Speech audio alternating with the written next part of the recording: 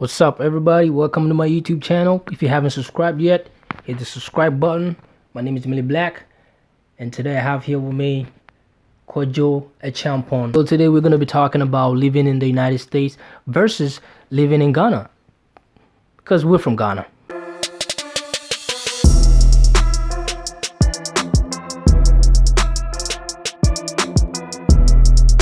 How long you been here? 2 years. Today is exactly 2 years since I came to America. Today is exactly 2 years since he came to the United States. Yeah. How do you feel? How do you feel? So far so good. For now. Yeah, so far so good. Have you accomplished anything? Or Yeah, at least I have a car. At least I have a car. he said at least I have a car.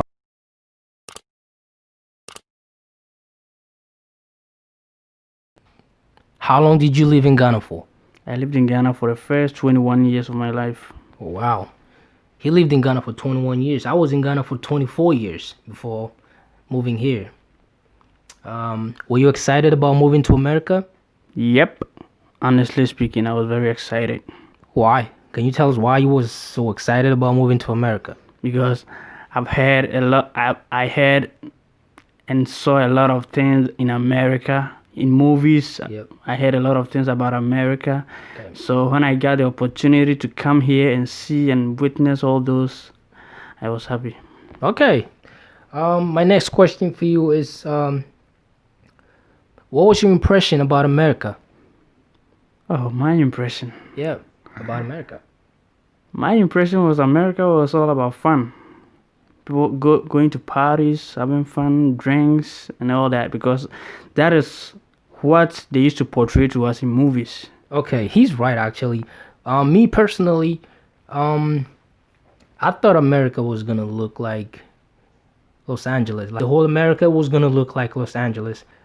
It wasn't the same when we came When you here. get here, When I came here, for example, listen, the first day I came here, I just walked outside. I mean, I was glad because, first of all, I've heard of Wells Fargo before, but I've never seen it. So I walked straight to the Wells Fargo bank, and I'm like, oh, wow, this is Wells Fargo? Damn, wow, it's dope. So that's why I took my first photo in the United States. I took it close to the Wells Fargo bank, which was fun.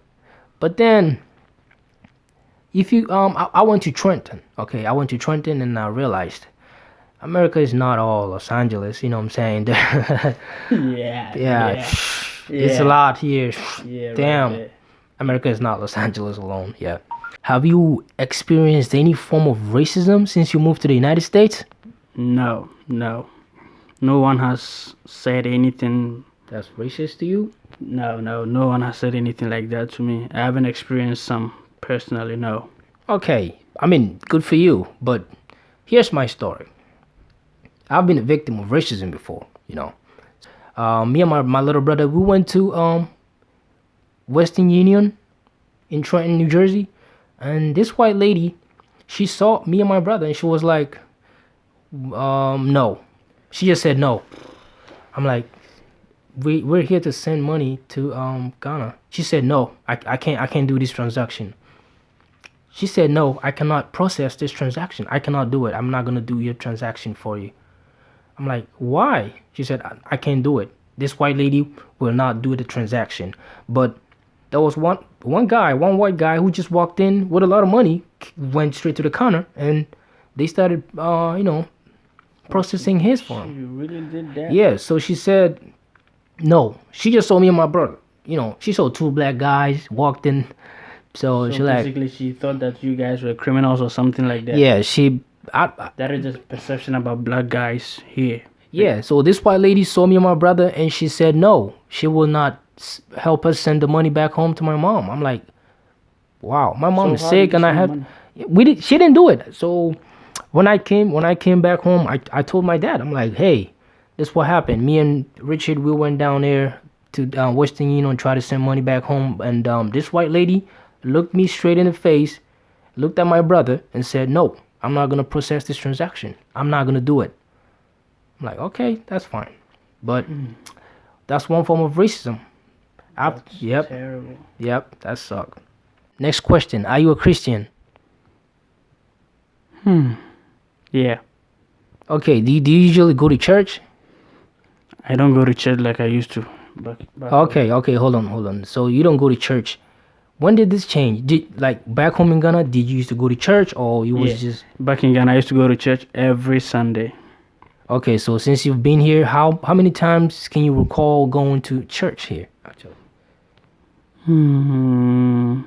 Like this year, I've been to church like 5 times.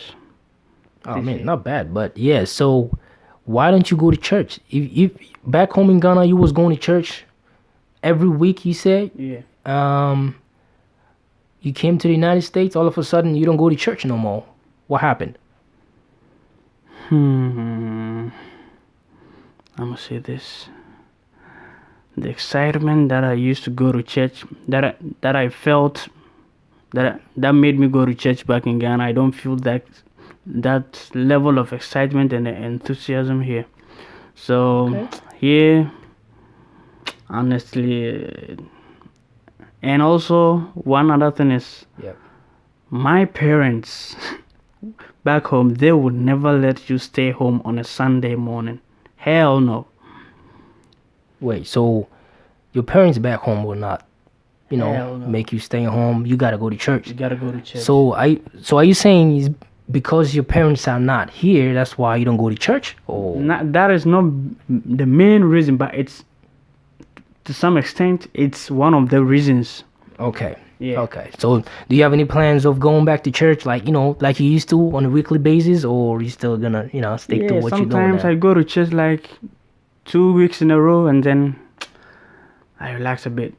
And then so I can't really promise that I'll go to church consistently. I can't really say that now, honestly. Okay. He said what all he's trying to say is he's gonna go to church maybe once or twice throughout the whole year, which is Nah, okay. nah, every other week, but I can't promise every week. You just said you're gonna go to church once or twice the So whole did, year. Did you really hear me say that? Or that is your interpretation? No, because that's what you're trying to say. That is your interpretation of what I said. All right, that's it. He's not gonna go to church. Maybe he's gonna go maybe Do once you or go twice. to church? I know you don't go to church. So back home in Ghana, I used to go to church a lot. Here, I don't. That I'm not gonna lie. I don't really go to church that much. But I'm gonna start. What? When was the last time you went to church? The last time I went to church was not long ago. Not long ago. think Can you so. give the I don't really remember the exact date, don't- but so which means that it's been a while since I went to church. You haven't been to church in 2020. I've been to church. What? In 2020? When? Yeah. Okay, we're gonna move on to the next question. Okay, talking about safety. Do you feel safe walking around the neighborhoods in the United States as compared to Ghana? Oh, no. Personally, I still think that safety in America is still terrible as compared to Ghana, where I was living at. I wanted to go out and just jog around and put in some work, stay fit, but my dad said no, don't go, you can't go, just stay home. And then later on, he was telling me it's just because of safety, for safety reasons, because he was scared maybe something bad will happen, because it's happened before. It's happened several times, not just here in New Jersey. It's happened in a lot of places in the United States. Most people, I think everybody saw what happened recently. Terrible. Somebody just going for a jog, got shot. May his soul rest in peace. So safety in Ghana for me is way better than safety here in the United States. Back home, Ghana, most people don't respect time. Yeah, they don't respect time. When you tell a Ghanaian to come for an appointment at 9 o'clock, a Ghanaian will come at maybe 9:30, 10 o'clock. And even when he comes and you complain, he doesn't care. He doesn't We care. have something called GMT. GMT is not Greenwich Mean Time. GMT, as we all know, is not Greenwich Mean Time. So what is it? Ghana Man Time. Ghana Man time. Okay. Yeah, GMT is a Ghana Man Time. When you tell a Ghanaian to come at 10 o'clock, he's going to come at 11, 11:30, some even 12. They don't care about time. Yeah, he's actually right about the time thing. That's also one thing that I've also learned here that I'm gonna take with me everywhere I go, not just back home in Ghana. Cause back home in Ghana, most people don't respect time, but here, people do respect time a lot. Like at your jobs, for example, you can't just go to work anytime you want. Back home in Ghana, people call out sick. They call out because they can't, their car stuck, all that. Because All kinds of excuses. all kinds of excuses, and because of that, they can't go to work. But then at the end of the month, they want to get the exact money, the exact amount of money that other coworkers are actually making. Meanwhile, maybe these other coworkers were on time. They went to work throughout the month, but some people will not actually do it and still expect to make the exact money. Over here in the United States, obviously, it's not like that. I don't know about all other places here in the United States because I've been in New Jersey, New York, Miami, and Los Angeles, and I can tell you for a fact that people respect time a lot. Okay, I worked at Amazon, so I know what I'm talking about. You have to respect time. If you don't go to work, you don't get paid. You go to work, you get paid. You know what I'm saying? So most people back home don't respect time just because they think even if if they come up with excuses, people are gonna respect that and say, oh, okay, that's fine. He's maybe stuck at home because it's raining. He can't come to work because his or her car's stuck. And And in Ghana and here, if you don't go to work or you are being late, you can get fired very easily. Right. You can get fired very easily. Absolutely, you get fired very easily. Back home in Ghana, people don't get fired easily just because they couldn't come to work, or But here, if you don't go to work, you don't tell nobody. You just don't. You don't show up. You don't show up. You don't show up. You're fired. Back home, some people might not show up for maybe a day or two and just tell you they were sick, and they'll still be able to work. But here, it's not like that. So one thing I've learned here is to be very, very respectful with my time. Gotta be time conscious. If I'm gonna be, so even I tell people, hey, I'm gonna be there at 11 o'clock. 11 o'clock, I'm there. 10:30, I'm gonna be there by 10:30. And some people are surprised because obviously they think all black people are late. I'm not late. Yeah. 99% of the times, I'm not late. Even with me. Trust me. That's one thing I've learned here. Even with me, I start work at 2:30. Right. But I get there at 2:10. Yeah. I get there at 2:10. Gotta plan ahead. Yeah. You don't know what's gonna happen on the road. Anything can happen on the road. So I will never go to work at the last minute. Someone will go to work if maybe his house is like 10 minutes to work. The person he's gonna start work at 2:30. He's gonna stay home until 2:20. Then he starts driving. You don't know what can happen on the road. I'm never course. gonna take that risk. That's true. That's I will true. go like 10-15 minutes before the time so that I'll get enough time to prepare, and then I'll be good. Because even when I prepare at the last minute, I get pressured. I can leave something in the house. Yeah, I can't do that. Yeah, so you gotta be time conscious. You gotta plan ahead. Everything, no matter where you're going, it don't matter. You gotta plan ahead. You know what I'm saying? Because you don't know what's gonna happen. In the next 1, 2, 3, 4, 5 minutes. You have no idea. I used to work at Amazon, and you gotta punch in. I don't know if.